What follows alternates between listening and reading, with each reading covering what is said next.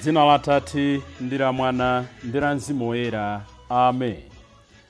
Ndikulandireniso abale ndi alongo pano pa Tiyankhuleni Ambuye. Lero ndi tsiku lachitatu la Mulungu wa 12 pa Chaka. Mayi wathu Eklesia tsiku la lero amalemekeza Ireneyo Oyera amene anali bishopu komanso anamwalira ngati mmaritiri. Chikhulupiriro chake ndi phunziro kwa ife kuti tilolere kupereka moyo wathu chifukwa cha mthenga wabwino. Tikupitiriza kusinkhasinkha buku la Genesis monga ndinanenera padzana paja, tiyenda nalo ndithu mpaka pa 15 July ulendo ulipo. Ndi buku lofunikira chifukwa ndi limene limakamba za chiyambi maziko a moyo wathu, maziko a moyo wa banja, maziko a chikhulupiriro, maziko a unsembe, china chilichonse m'moyo mwathu tikuyenera tizipanga refer back to the book of Genesis. Ndipo tsiku la lero tufuna tuone step ina, ndime ina ya moyo wa kuyitanidwa paliponse pamene tili.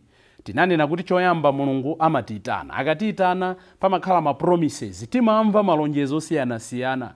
Koma tsiku la lero tufuna tuone step yachitatu, step ya ma temptations, step imene kupanda kuitenga bwino ambiri timagwa, ambiri timabwerera mbuyo.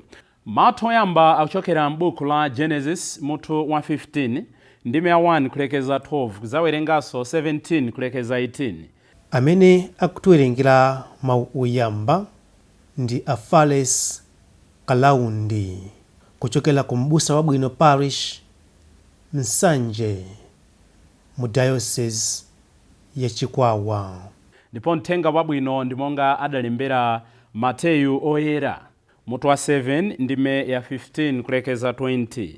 Amene akutiwerengera mthenga wabwino komanso kutigawira mawu ndi Reverend Father Francis Damaseke kuchokera ku Episcopal Conference of Malawi, ECM. Tiyena abale ndi alongo tisinkhe limodzi. Mawu oyamba.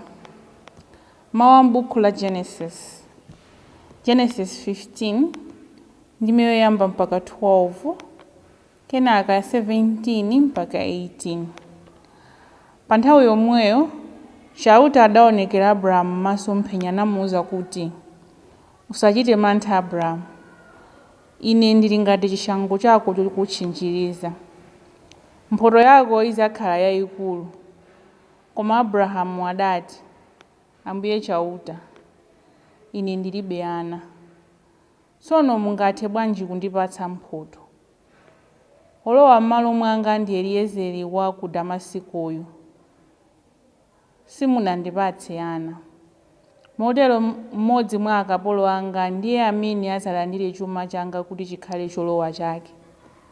Tsono Chauta adamuwuza kuti, uyu sadzalandira chuma chako kukhala cholowa chake. Yemwe adzalandire chuma chakochi ndi mwana wako weniweni. Pomwepo Chauta adatulutsira Abrahamu panja namuwuza kuti, tayang'ana kuthamboku ndipo werenge nyenyezizo ngati ungathe. Iwe udzakhala ndi zidzukulu zochuluka ngati nyenyezizo. Apo Abrahamu adakhulupirira Chauta. Ndipo chifukwa cha chimenecho Chauta adamuona kuti ndi wolungama. Tsono Chauta adamuwuza kuti, ine ndine Chauta amene ndidakutulutsa ku Uri wa ku Kadeya, kuti ndikupatse dziko lino kuti likhale lako. Koma Abrahamu adati, Ambuye Chauta, kodi ndingadziwe bwanji kuti dziko limeneli lidzakhala langa? Chauta adamuyankha kuti, tandipatsa ng'ombe ya zaka zitatu, mbuzi ya zaka zitatu, nkhosa ya zaka zitatu, ndiponso njiwa ndi nkhunda. Abrahamu adabwera nazo nyama zonsezo kwa Mulungu, naziduladula pakati. Adayika mabandulo awiriawiri mopenyana-penyana, mizere iwiri. koma mbalame zija sadazidule. Miphamba idazatera kuti idye nyama zimene adaphazo, koma Abrahamu adayipirikitsa. Pamene dzuwa linkalowa, Abrahamu adagwidwa ndi tulo tofa nato, ndiponso adachita mantha kwambiri. Dzuwa litangolowa, kachisisira katagwa, mwadzidzidzi padaoneka mphika ogaduka ndi moto, pamodzi ndi sakali yoyaka, ndipo ziwirizi zidadutsa pakati pa nyama zodulidwa zija. Pamenepa Chauli adachita pangano ndi Abrahamu nati, ndikulonjeza kuti ndidzapatsa zidzukulu zako dziko lonseli kuyambira ku mtsinje wa ku Igupto mpaka ku mtsinje waukulu wa Yufuleti. Mawu a Ambuye. Tithokoze Mulungu. Ambuye akhale nanu. Mawa mu Uthenga Wabwino monga adalembera Mateyu oyera. Ulemu kwa inu Ambuye. Mutu wa 7 ndime ya 15 kulekeza 20. Pa nthawi yomweyo Yesu adati, chenjera naoni aneneri onyenga. Amadza kwa inu ndi maonekedwe ofatsa ngati nkhunda, koma mkati mwawo ndi mimbulu yolusa. Mudzawadziwira zochitika zawo. Kodi mtengo wa minga nkubala mpesa? Kodi mithula nkubala nkhuyu? Chonchonso mtengo uliwonse wabwino umabala zipatso zabwino, koma mtengo oyipa umabala zipatso zoyipa. Mtengo wabwino sungabale zipatso zoyipa, kapenanso mtengo oyipa kubala zipatso zabwino ayi. Mtengo uliwonse osabala zipatso zabwino amaudula nkuponya pa moto. Choncho mudzadziwira zochita zawo. Mthenga wa Ambuye. Ulemu kwa inu Ambuye Yesu Kristo. Mantha kapena tinene kuti mayesero ndi mbali imodzi ya stage iliyonse ya mayitanidwe athu. Izi tikusinkhasinkha potengera chigawo chachiwiri cha buku la Genesis chimene tikuona. Tinanena kuti Abrahamu atayitanidwa mu chapter 12 muja, anavomera kuti Ambuye amutsogolere amuonetse kumene Ambuye chautayo afuna Abrahamu apite. Tikamafika mu chapter 13, 14 timamva Ambuye chauta akumulonjeza, ndidzakhala nawe, iwe udzakhala mtundu wa anthu, udzakhala kholo la dziko lonse. Abrahamu amamva kuyitanidwa kumene kuja, anamva malonjezo. Ndimene umakhalira moyo wathu wa tsiku ndi tsiku. Mulungu adakuyitanani ku banja, Mulungu adakuyitanani mchikhristu, Mulungu adanditana mu nsembe. Imakwana nthawi ina umamva ti malonjezo kuti mu nsembe umene umuli zabwino ndizikavamo kukoma, mbanja umene mutizikanjoya, tizikagwirizana, tizikendera limodzi, ndipo moyo umene utikayesetsa tikalakwirana kumakambirana. Those are the promises zimene zimatipangitsa ife kuti tizipita chitsogolo. Koma imakwana nthawi yoti pena pake ukumva kuperewera mkati mwako, pena pake ukumva china chake kuti I think malonjezo awo anala abodza, I think mwina moyo usi wanga. Tikuziona motani mmaoyamba. Abrahamu akundandaulira Ambuye chauta, akuti mbuyanga, ine ndilibe mwana, padzana paja mwanena kuti ndidzakhala mtundu wa anthu onse. Zimene zidzatheka bwanji? So Abrahamu ali ndi mantha, Abrahamu akusirira, Abrahamu akumva china chake, atakhala bambo wa mwana wake. Ino ndine zimenezi zimatichitikira mmoyo mwathu. It's normal to have fears and doubts. Koma tikuyenera kudziwa kopita nawo mantha athu, tikuyenera kudziwa kolowera nako kukayika kwathu. Taonani Abrahamu is very honest. Akumuza Mulungu chimene chikudya mtendere wake, akumuza Mulungu chimene akulakalaka mmoyo mwake. Inu ndine tikuyeneranso tidziwe what is the source of my fears, what is the source of my temptations, what is the source of my sleepless nights. Nde tidziwe nchifukwa chani ndimaledzera, ndidziwe chiyambi gwero la mavuto hanga, nchifukwa chani ndimaledzera, nchifukwa chani ndinokula mtima, nchifukwa chani ndine wankhanza, nchifukwa chani ndine wabodza, nchifukwa chani ndine waumve, nchifukwa chani ndine waumbombo, nchifukwa chani munthu une ndimaba, nchifukwa chani ndimasinjirira ena. Abrahamu anadziwa chimene chikupangitsa kuti iye ayambe kusirira, anadziwa chimene chikumusowetsa mtendere, anadziwa khumbo la mtima wake pa nthawi imeneyo. Ine mbuyanga ndilibe mwana, ndili naye ndi wantchito chabe Eliaza wa ku Damaseko. Inu ndine tiphunzire kunyamula nkhawa zathu, tiphunzire kunyamula madandaulo athu, tiphunzire kunyamula zosowa zathu nkupita nazo kwa Ambuye mpemphero. Learn to bring your frustrations, your anger, your temptations in prayer to Jesus. Chachiwiri chimene ndimafuna tisinkhesinkhe ndi kuyesedwa kwa Abrahamu ndi kusowa mtendere kwa Abrahamu akutchulamo zonena kuti amene adzatenge chuma changa ndi Eliezara wantchito chabe. Now look at Eliezer. He was a good man. He was a faithful man. He was a very just man. Abrahamu amankonda, Abrahamu amankhulupirira. Koma ngakhale izo zinali choncho, Eliezer sanali mwana wake. In short, Eliezer anamuonetsa kuti position yako pa banja pano ndi iyi. Pakanakhala pali mwana, position yake ikanakhala iyi. Know your position in life. Ndidziwe malire a muyeso wanga mmoyo. Tilipo anthu ena chifukwa choti tili pafupi ndi Abrahamu. Ponena kuti pafupi ndi Abrahamu, ndutanthauza ma situations osiyana-siyana. No matter how close you are to Abraham, you are not the son, you are not the daughter. Chifukwa chonena kuti muli pafupi ndi president, sizutanthauza kuti ndinu a president. Chifukwa chonena kuti muli pafupi ndi mfumu, sizutanthauza kuti mwasanduka mwana wa mfumu kapena ndinu mfumu. Chifukwa chonena kuti bambo mfumu mumacheza naye, bambo mfumu ndi nzanu wa ku secondary ka wakuti, sizutanthauza kuti mwasanduka bambo mfumu.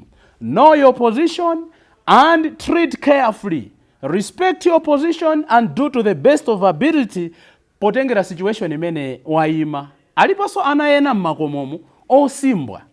Chifukwa chonena kuti you are the first born, ka chifukwa choti amayi ako ka abambo ako amakukonda, sizutanthauza kuti wasanduka kholo. Timaona mmakwalalamu ana ena omadzimva kuti you are the second parent. Yes, in terms of responsibility, timenera kuti tipange assume malo amakolo, pamene ka makolo atalikira kati ukaenda ndi ana anzathu kusonyeza udindo. Koma sizutanthauza kuti wasanduka kholo mpaka kuyamba kupanga ziganizo zimene zili za kholo ayi. Know your position and treat carefully. Nde Ambuye Chauta akumutsimikizira Abrahamu kuti ayi mwana udzakhala naye wako. Koma ndi sakulekeza pompoyi, akumuza kuti tayang'ana kumwamba uwerenge nyenyezi. Mmene zilili kuchuluka nyenyezimo ndi mmene azakhalire kuchuluka ana ako. Until we put tangible actions to our promises, we remain liars. We are liars, or they remain promises. Ambuye Chauta akutitsimikizira kuti tikalonjeza zinthu tizitsatira ndi ma action yake ndi zinthu zina zogwirika kutsimikizira kuchitira umboni kuti malonjezo tanenawa chitsimikizo chake ndicho, umboni wake ndiwo. Ambiri timangolonjeza zinthu koma popanda actions. Ife ngati ansembe, as long as we preach, as long as ife sitikuonetsa change ifeni, mawu amaulalike athu adzangokhala mawu chabe. Ngati no andali mukulonjeza zinthu koma simukuika concrete actions, nkuonetsa kuti tidanena zinthu 7 izi, zinthu 9 izi, koma takwaniritsako 1 2 3 4, zidzakhala zovuta anthu kukhulupirirani mmoyo mwanu. Zikhala zovuta kuti ife amalawi tikukhulupirireni. Zikhala zovuta kuti tidzakukhulupirireniso 2025. To your promises accompany with tangible and concrete actions. Nchifukwa ke Ambuye Chauta sakuyimira pompoyi. Chifukwa Abrahamu analibe kukayikira, amafuna china chake chooneka ndi maso. Ndi mmene tamva kuti anamuwuza kuti undibweretsere ng'ombe ya zaka zitatu, undibweretsere mbuzi ya zaka zitatu, undibweretsere nkhosa ya zaka zitatu, undibweretsere njiwa ya zaka zitatu. Zimene zitazibweretsa akuti anazidula kupatula mbalame zija. Chikuchitika ndi chani? Atazidula muja akuti Abrahamu wapanga that action kuchokera mmawa, koma wadikira tsiku lonse kuti mwina Ambuye Chauta aonekera kuti adzapange consume, aonetse kuti zija ndakuuza zija ndi action ikupangikayi zidzakwaniritsidwadi. Koma mukuona kuti Abrahamu wapanga zimene zija mmawa, koma akufika madzulo Ambuye Chauta sadzaoneka. Inde ameneyo ndiye Mulungu wathu. Safuna kulamulidwa, ali ndi nthawi yake. Inu ndine timaona ngati akuchedwa. Ndi mmene so amonera Abrahamu, amaona ngati action yokhayo Ambuye Chauta akuchedwa. Mpaka tamva kuti pofika madzulo anayamba kuodzera, amagona, mpamene Ambuye Chauta anabwera. Inu ndine nkutheka tinapempha zinthu kwa Ambuye Chauta. Mwina tayamba kuodzera ngati Abrahamu, tataya chikhulupiriro, tikuona ngati zimene jesi zidzakwaniritsidwa. Ambuye akafuna kukwaniritsa zinthu zawo, amayendera mu nthawi yawo. Pa nthawi imene Abrahamu anali kudikira Ambuye Chauta kuti aonekere, adzapange consume, adzanyamule nsembe imene iye anaduladula, tamva kuti Abrahamu anali kuyingitsa ma virtues, ndekuti akhwangwala ndi zinyama zina zimene zinafuna zizadye nsembe ija. Anali kupanga china chake. Mulungu akatilonjeza chinthu safuna tingopinda manja kumadikira kuti hayi basi zinthu zazitheka, amafuna tizipanga mbali yathu. Inde nsembe tapereka, inde tikudikira kuti Ambuye atiyankhe, koma tipitirize kumapanga mbali yathu. Mukufuna kuti Mulungu akupatseni zokolola zambiri, mwapereka nsembe, mwapereka mapemphero, zipitirizani kumapita kumunda kumakalimirira mbewu zija, kumakadikirira kuti mwina ziweto zina zikuonongerani. Mukatero Ambuye adalitsa khama lanu. Koma ambiri timachitika nchiyani? Ine ndinapempha nsembe ya misa, ndetu ngodikira kuti Ambuye atidalitse. Akudalitsani musakupanga china chake. God amapanga multiply our efforts. Mawa tikanatha kuona kuti Mulungu akatidalitsa amafuna kuti nkudikirira kwathu tidikirire nthawi yabwino, ndipo tikuona kuti mkatikati mwa ndime pabwera nkhani ya Sarai amene akupereka human solutions. Bwanji mungotenga Hagayu kuti amene akuberekereni mwana amene adzakhale mwana wathu. Human solutions zimapanga backfire. Haga anadziwana ndi Abrahamu koma mapeto ake zinabweretsa kusowa mtendere mkatikati mwa banja lawo. Ngakhale tione kuti patalika bwanji, ngakhale tione kuti pachedwa bwanji, tisalolere kuchita chidule, koma tipitirize kudalira Mulungu amene amadziwa njira zotidalitsira. N'chifukwa chake Ambuye chauta muthenga wabwino, Ambuye Yesu akunena kuti tisamale nawo aneneri onyenga, amabwera ngati nkhosa zili mimbulu, ali mimbulu. Nthawi zina chifukwa chonena kuti tikufuna mayankho achangu, timatha kunamiziridwa, timatha kunamizidwa, timatha kunyengedwa, timatha kupotozedwa. Tipitirize kumpempha Ambuye ndipo tizindikire kuti kuyesedwa kapena kukhala ndi mantha kapena kukhala ndi zolakalaka zina pamene tikutumikira Ambuye it's normal. Koma monga Abrahamu aja tizizitenga ndi kupita nazo m'manja mwa chauta. Dzina la Atate ndi la Mwana ndi la Mzimu Woyera. Amen.